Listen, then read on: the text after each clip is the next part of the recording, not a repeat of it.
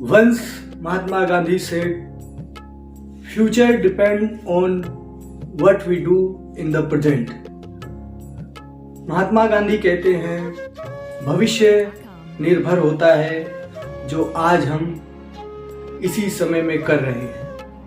नमस्कार दोस्तों, मेरा नाम है दीपक और मैं आप सभी का स्वागत करता हूं भगवत गीता की इस सीरीज में। अभी तक हमने देखा अर्जुन ने पूरी सेनाओं को देखकर, अपने सगे संबंधियों को देखकर श्री कृष्ण महाराज से यह वचन कहा, हे अच्युत, मेरे रथ को दोनों सेनाओं के बीच में ले चलिए। अर्जुन ने एक वर्ड यूज किया, अच्युत। अच्युत मतलब होता क्या है, उसका मतलब हम समझ लेते हैं। अच्युत मतलब ऐसा आदमी जो अपने फॉलोवर की बातों को कभी ना काटता हो। मतलब मान लो भगवान है, वो अपने भक्त की बातों को कभी नहीं काटते, बिना संकोच किए हुए, निसंकोच जो भक्त कहता है भगवान वैसा करते हैं। तो उस समय अच्युत, क्योंकि अर्जुन को पता था कि कृष्ण मेरी बात नहीं काटेंगे, इसलिए अर्जुन ने कृष्ण को अच्युत नाम से संबोधित किया कि हे अच्युत, मेरे रथ को दोनों सेनाओं के बीच में ले चलिए। और कृष्ण भी, जो कि अपने भक्तों की बातों को कभी नहीं काटते, तो उन्होंने क्या किया, रथ को दोनों सेनाओं के बीच में लेकर चले गए। अब आगे अर्जुन क्या बोलते हैं श्री कृष्ण से, वो हम जानने की कोशिश करते हैं। अर्जुन कहते हैं, यावदेतानि रेक्षेऽहं योद्धुकामान् अवस्थितान् कर्मय्य सयोध्यावम् अस्मिन् रणसमुद्यमे।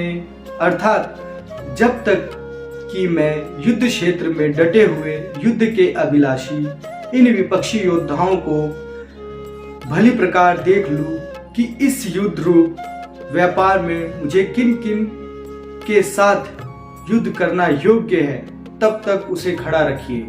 आगे कहते हैं, योस्य मानानवेक्षेऽहं या एतत्र समागता धार्तराष्ट्र दुर्बुद्धे युद्धे प्रियचिकीर्षवा। दुर्बुद्धि दुर्योधन का युद्ध में हित चाहने वाले जो ये राजा लोग इस सेना में आए हैं, इन युद्ध करने वालों को मैं देखूंगा। अब बिल्कुल शस्त्र चलने की तैयारी है। उसी समय में अर्जुन कृष्ण से कहते हैं, हे अच्युत, मेरे रथ को दोनों सेनाओं के बीच में ले चलो। मैं देखना चाहता हूं कि कौन कौन आया हुआ है मेरे खिलाफ लड़ने के लिए, और यह भी देखना चाहता हूं कि उस दुर्बुद्धि दुर्योधन के साथ कौन कौन आया हुआ है। वो क्या बोलता है, दुर्बुद्धि मतलब जो बेवकूफ है, जिसके अंदर दिमाग ही नहीं, जिसके अंदर कोई बुद्धि ही नहीं है, उसको हम क्या बोलते हैं, दुर्बुद्धि। तो उसके साथ कौन कौन आया हुआ है, जो दुर्बुद्धि के साथ आया होगा वो भी दुर्बुद्धि ही होगा।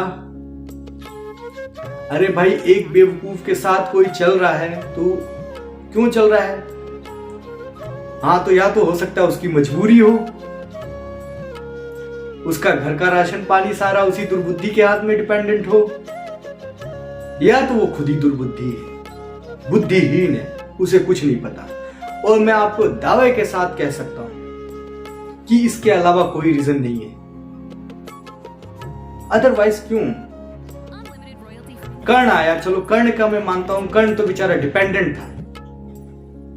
उसके दुर्योधन के बहुत सारे उपकार, बहुत सारे तो क्या, एक ही उपकार है जो कर्ण चुका नहीं पाता।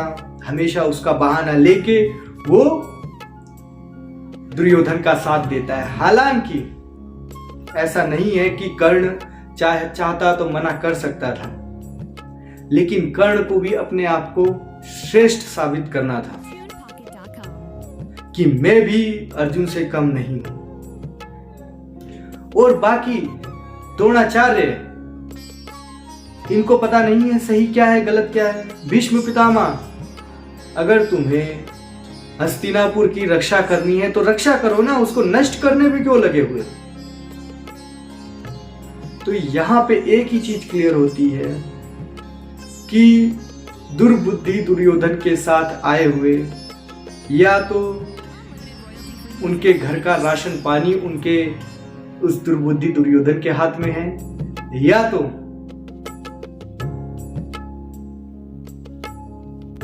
वो खुद ही एक दुर्बुद्धि है। इतना कहते हैं अर्जुन और फिर देखने लग जाते हैं सेनाओं को दोनों तरफ। तो आज के लिए इतना ही है। बहुत बहुत धन्यवाद।